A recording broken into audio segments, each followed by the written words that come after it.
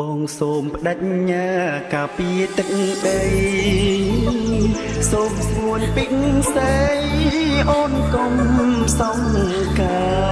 របងជាយោធាការពាររដ្ឋថាតស៊ូដាច់ញាលុងត្រាជោគជ័យ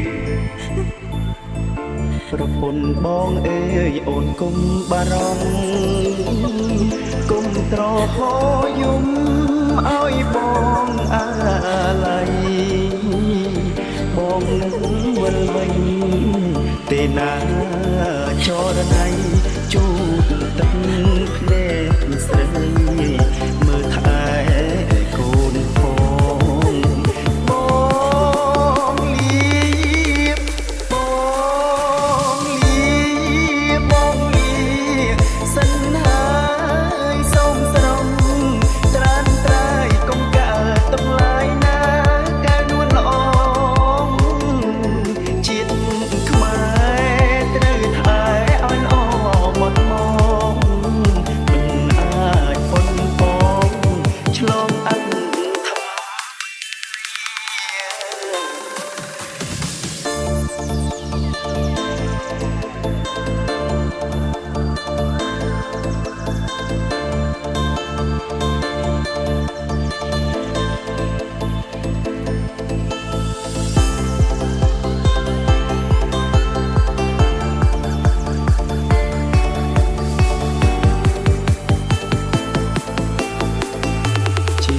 ជូនជាតិធៀបជូនម្ដាយហើ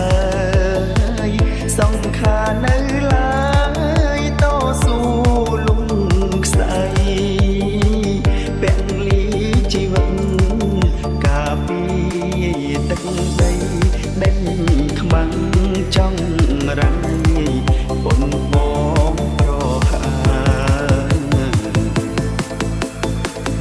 បើសិនបងស្លាប់ព្រួងរឿងជាតិ